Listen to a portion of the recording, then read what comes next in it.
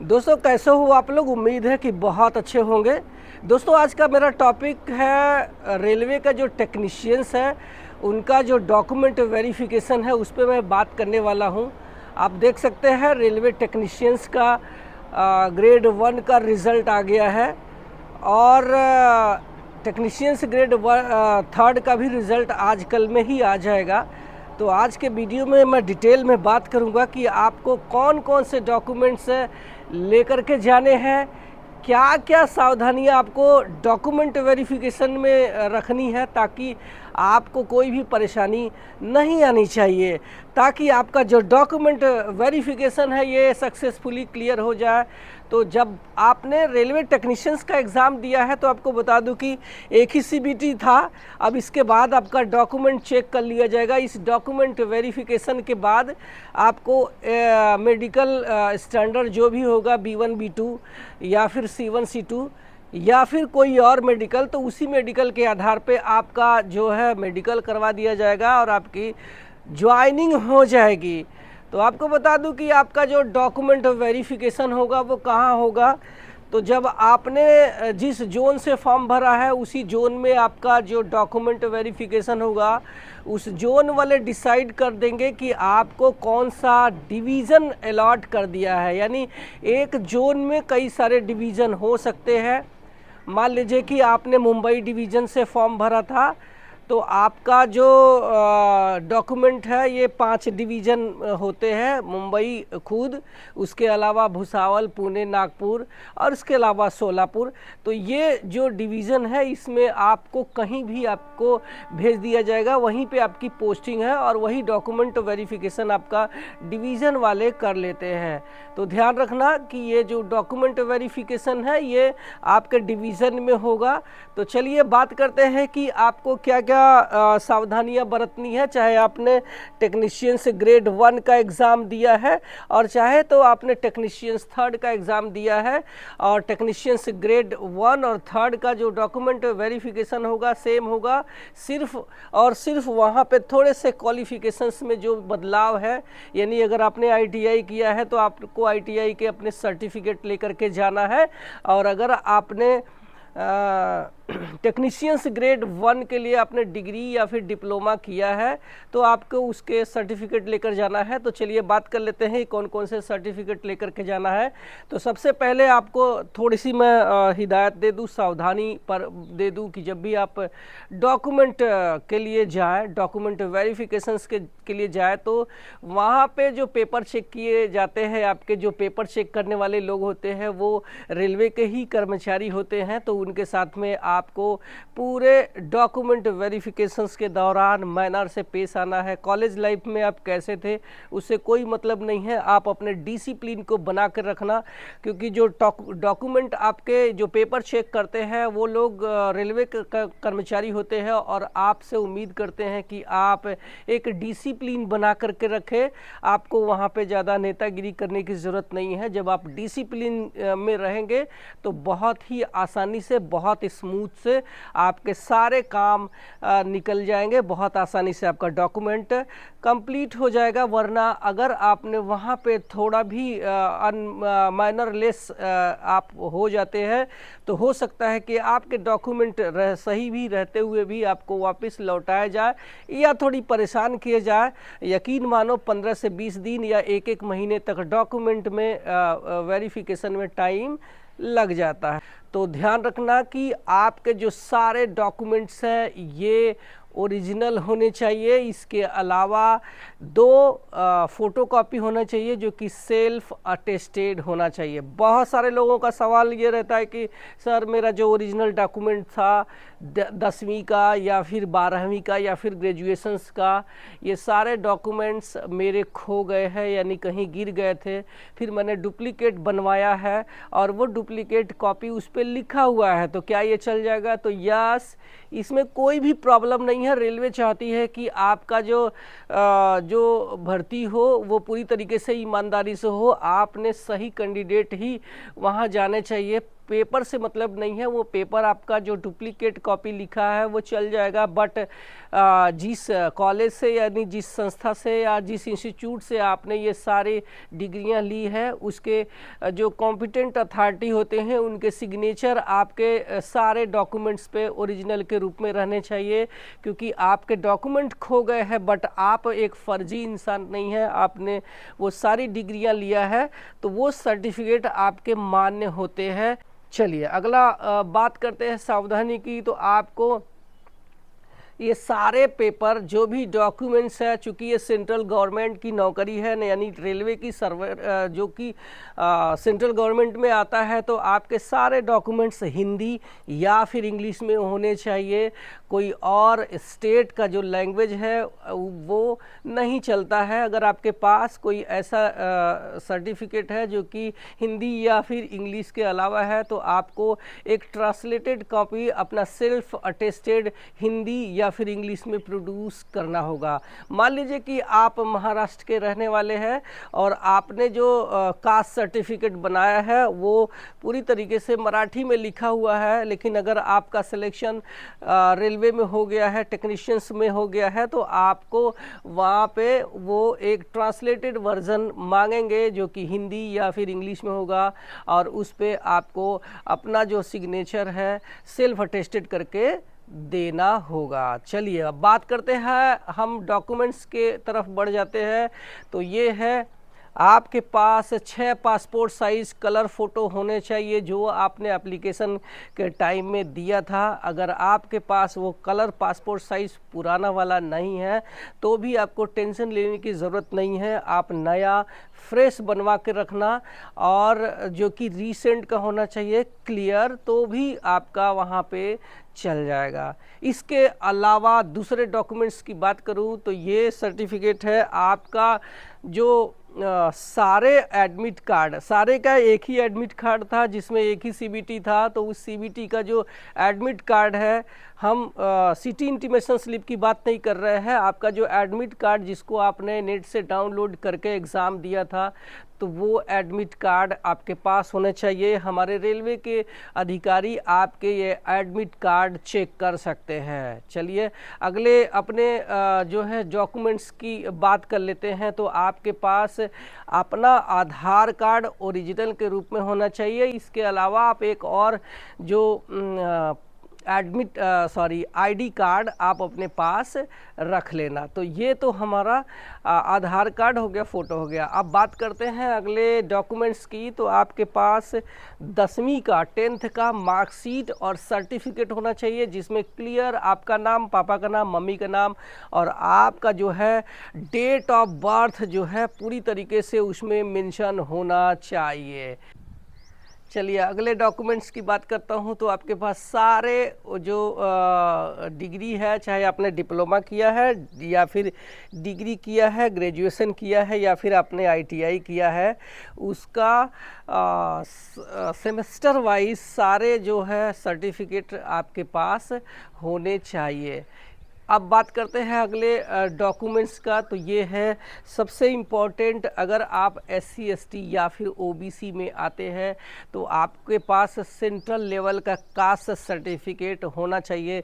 मान लीजिए आपने गलती से स्टेट वाला कास्ट सर्टिफिकेट लगा करके आपने फॉर्म भर भी दिया है तो भी आपको टेंशन लेने की ज़रूरत नहीं है, आप एक सेंट्रल लेवल वाला बना करके लेना। दोनों कास्ट सर्टिफिकेट जो आपने पहले भर के रखा था और आपने जो दूसरा भर के रखा था, यानी सेंट्रल लेवल वाला बनवा के लिया है नया रिसेंट वाला, ये दोनों आप लेकर के चले जाना और दोनों आपको दिखा देना है। ध्यान रखना कि जो SC ST कास्ट सर्टिफिकेट है ये थोड़ा पुराना भी रहेगा तो चल जाएगा, बट OBC का जो सर्टिफिकेट है नॉन क्रीमी लेयर का, इसकी क्राइटेरिया 1 साल की ही होती है, इसलिए आपको 1 ईयर ओल्ड कास्ट सर्टिफिकेट लेकर के ही जाना होगा। चलिए अगले सर्टिफिकेट की बात कर लूँ तो ये है हमारा डॉक्यूमेंट EWS यानी इकोनॉमिकली वीकर सेक्शन में अगर आप आते हैं तो आपको 1 साल से ज़्यादा पुराना सर्टिफिकेट नहीं होना चाहिए, और आपका स्टेट लेवल का EWS है तो भी चलता है, इसमें कोई भी प्रॉब्लम नहीं आती है, दिव्यांग है यानी फिजिकली डिसेबल कैंडिडेट है और आपने उसका फ़ायदा उठाया है, तो आपको एक सर्टिफिकेट जारी किया गया होगा और वो सर्टिफिकेट आपको लेकर के जाना होगा। अगले डॉक्यूमेंट्स की बात करता हूं, तो अगर आप रेलवे एम्प्लॉई है और आपने किसी लोअर पोस्ट पे थे, इससे आप या फिर आप ग्रुप डी वगैरह में थे और आपने टेक्नीशियंस का एग्ज़ाम दिया है और थ्रू प्रॉपर चैनल रेलवे के ज़रिए आपने बता दिया है कि यस मैंने काम किया था रेलवे में और उसमें जो है मैंने काम करके रखा है और उसका सर्टिफिकेट आपके पास है, तो आपको रेलवे का जो है नो ऑब्जेक्शन सर्टिफिकेट वहाँ पे देना होगा कि उनको कोई प्रॉब्लम नहीं है हमें टेक्नीशियंस में ज्वाइन करने के लिए, तो वो आपको नो ऑब्जेक्शन सर्टिफिकेट लगाना होगा। इसके अलावा रेलवे ये पूछती है कि क्या आपने कभी काम किया है, क्या कहीं किसी फॉर्म में काम किया, किसी पब्लिक सेक्टर यूनिट में काम किया। तो अगर आपने नहीं काम किया है तो आपको बिल्कुल भी वहाँ नहीं बताना है, कोई भी ज़रूरत नहीं है। कुछ लोग ये बता देते हैं कि मैं रेलवे में आने से पहले 2 साल वहाँ काम किया, वहाँ मैं इस जगह ड्यूटी किया, अपना स्मार्ट बनने के चक्कर में तो वहीं पे फंस जाते हैं और रेलवे उनसे बोलती है कि एक काम करो, अब जो है आप नो ऑब्जेक्शन सर्टिफिकेट लेकर के आओ। तो आपको बिल्कुल भी अगर आपने डिग्री डिप्लोमा करने के बाद बीच में कहीं काम भी किया है तो भी आपको बोलने की ज़रूरत नहीं है। अगर हाँ उसका आप फ़ायदा लेना चाहते हैं, जैसे आप पब्लिक सेक्टर यूनिट में हो या फिर आपने रेलवे ग्रुप डी में थे या फिर कोई और पोस्ट, तो आपको उसका एनओसी आपको देना होगा। अगर आपने फॉर्म भरते समय इसका मेंशन किया था कि आप जो है ऑलरेडी एक एम्प्लॉई रहे हैं। चलिए अगले बात करूँ सर्टिफिकेट का, तो ये है हमारा एक सर्विसमैन। अगर आपने एक सर्विसमैन का फ़ायदा लिया है और आप उसका एग्ज़ाम पास कर चुके हैं, तो जाहिर सी बात है कि आपको जो एक सर्विसमैन है, तो आपने जहाँ पे काम किया था वहाँ पे ओरिजिनल के रूप में जो डिस्चार्ज सर्टिफिकेट है वहाँ का आपको सबमिट करना पड़ेगा। चलिए अगले अपने डॉक्यूमेंट्स की बात करूं, तो अगर आपने फ़ीस माफ़ी के लिए, ध्यान रखना फ़ीस माफ़ी के लिए हमारा एक सर्टिफिकेट होता है जिसको हम EBC यानी इकोनॉमिकली बैकवर्ड क्लास का सर्टिफिकेट होता है। अगर आपने उस सर्टिफिकेट को लगा करके जो 500 की फ़ीस थी और वो आपने 250 रुपये फ़ीस भरा है, यानी कि जो SC ST या फिर PWD यानी कि विकलांग या फिर ट्रांसजेंडर, इनके लिए जो फ़ीस माफ़ी मतलब 250 रुपये फ़ीस होता है। लेकिन कुछ लोगों को भी जिनके घर की आर्थिक स्थिति अच्छी नहीं है, यानी 50,000 से कम अगर उनका वेतन है, पूरे साल का जो इनकम है, तो वो लोग बहुत ही मतलब इकोनॉमिकली बैकवर्ड क्लास में आते हैं और इनके लिए एक सर्टिफिकेट बनता है। उस सर्टिफिकेट के थ्रू आपने फ़ीस माफ़ी लिया था, तो आपको EBC का सर्टिफिकेट आपको वहाँ पे देना पड़ेगा और ये 1 साल वैलिड रहता है। बहुत सारे लोगों को EBC में कन्फ्यूज़न है, मैं बता रहा हूँ कि कहाँ पे कन्फ्यूज़न है। एक्चुअली जो बिहार से स्पेशली बिलोंग करते हैं, कुछ राज्यों में है जो कि OBC को 2 कैटेगरी में बांटा दिया है, एक है EBC और दूसरा है BC। यानी EBC का मतलब वहाँ पे एक्सट्रीमली बैकवर्ड क्लास, यानी वो कास्ट का रिजर्वेशन है वहाँ पे, यानी अति पिछड़ा वर्ग है वो, और दूसरा एक पिछड़ा वर्ग है और दूसरा तो यहाँ पे 2 पिछड़ा वर्ग माने जाते हैं स्टेट में। लेकिन यहाँ पर रेलवे में EBC का मतलब सिर्फ और सिर्फ फ़ीस माफ़ी का सर्टिफिकेट है, तो वो आपको सबमिट करना पड़ेगा। अब चलते हैं अगले अपने सर्टिफिकेट की बात करने। तो अगर आप माइनॉरिटी में आते हैं, यानी आपने अल्पसंख्यक में आते हैं, तो आपके पास अल्पसंख्यक सर्टिफिकेट, यानी कि अगर आप मुस्लिम हैं, जैन है, बुद्धिस्ट है या फिर कोई और ऐसी जो रिलीजन है जिसमें कि माइनॉरिटी घोषित कर दिया गया है, तो आपको स्टैम्प पेपर पे लेकर देना पड़ेगा, या फिर आपने रेलवे का जो फॉर्मेट है उसमें आपको ये सर्टिफिकेट ले जा कर के सबमिट करना होगा। चलिए अगले सर्टिफिकेट की बात करूं, ध्यान से सुनना। अगर आपने नाम कभी परिवर्तन किया है, अपने नाम में बदलाव किया है, और नाम में बदलाव का मतलब है ये नहीं है कि आपने देखो कितना खूबसूरत आवाज़ है, मेरे पीछे डेमू जा रही है और बहुत मज़ा आता है। मुझे ट्रेन देख करके स्पेशली मज़ा आता है, क्योंकि मैं भी एक लोको पायलट हूँ और चलाता हूँ इसको, तो बहुत मज़ा आती है। अब बात करते हैं अगले डॉक्यूमेंट की। तो ये डॉक्यूमेंट है, अगर आप जम्मू एंड कश्मीर से आते हैं तो आपके पास एक डोमिसाइल सर्टिफिकेट यानी अधिवास प्रमाण पत्र या फिर निवास प्रमाण पत्र बोलते हैं इसको हिंदी में, और इसको आपको लेकर के जाना होगा। बाकी लोग पूछते रहते हैं कि क्या हमें निवास प्रमाण पत्र की ज़रूरत होगी, तो मैं आपको बता दूं कि अगर आप जम्मू एंड कश्मीर से बिलोंग करते हैं तभी आपको इस सर्टिफिकेट की ज़रूरत है, वरना किसी को भी इस सर्टिफिकेट की ज़रूरत नहीं होती है। चलिए अगले अपने डॉक्यूमेंट्स की बात करूं, तो अगर आप विधवा हैं यानी अगर आप विडो हैं तो आपके अपने हस्बैंड का जो डेथ सर्टिफिकेट है वो आपको ले करके जाना होगा। इसके अलावा अगर आपने अपने हस्बैंड के से तलाक ले लिया है, लीगली कोर्ट में आपने डिवोर्स ले लिया है, तो आपको अपने जो है कोर्ट का जो लेटर है ओरिजिनल डाइवोर्स का वो आपको लेकर के जाना होगा। चलिए बात करते हैं, ये तो हो गई कौन कौन से डॉक्यूमेंट्स आपको लेकर के जाना है। चलिए बात कर लेते हैं कि कौन कौन से डॉक्यूमेंट्स को आपको ज़रूरत नहीं होती है। ज़्यादातर लोगों को डाउट रहता है कि क्या ये सर्टिफिकेट लेकर के जाना चाहिए। तो पहला सर्टिफिकेट है जो लोग बोलते हैं कि लेके जाना चाहिए कि है करेक्टर सर्टिफिकेट, कि लेकर जाना है क्या। नहीं, बिल्कुल इसकी ज़रूरत नहीं है, लेकिन हाँ जब आपका डॉक्यूमेंट वेरिफिकेशन हो जाएगा ज्वाइनिंग से पहले एक आपका पुलिस वेरिफिकेशन भी होगा।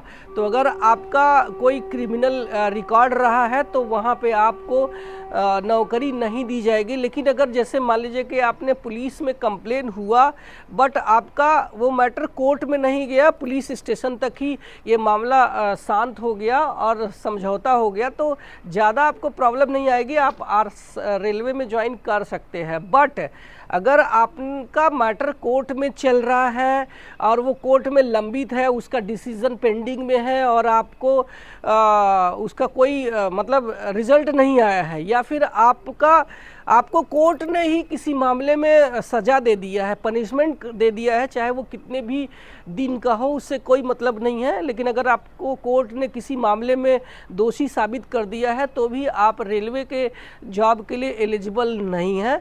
हाँ, अगर आपका जैसे किसी ने दुर्भावनावश या फिर जानबूझ के आपका FIR में नाम लिखा दिया, लेकिन आपको पुलिस इंक्वायरी में पता चला कि नहीं ये फर्जी नाम लिखाया गया है, इसमें कोई आपका कोई रोल नहीं था, तो वहाँ पे आपको कोई डॉक्यूमेंट या फिर पुलिस वेरिफिकेशन में दिक्कत नहीं आएगी, कोई भी प्रॉब्लम आपको नहीं आएगा, आसानी से आप ज्वाइन कर सकते हैं। तो दोस्तों ये था हमारा टेक्नीशियंस ग्रेड 3 और ग्रेड 1 के डॉक्यूमेंट वेरिफिकेशंस पर वीडियो। आपको और कोई डाउट रहेगा तो कमेंट सेक्शन खुला है, आप अपने कमेंट कर सकते हैं, मैं श्योर रिप्लाई करूंगा। और इसके अलावा आप मुझे इंस्टाग्राम में भी मैसेज कर सकते हैं, मैं वहां भी रिप्लाई करता हूं। मिलते हैं किसी और वीडियो में आपके किसी और डाउट के साथ में। और आप मेरे चैनल पे पहली बार आए हैं तो सब्सक्राइब कर लेना, क्योंकि मैं यहां सिर्फ आपके फ़ायदे की बात करने आया हूं। Thank you so much.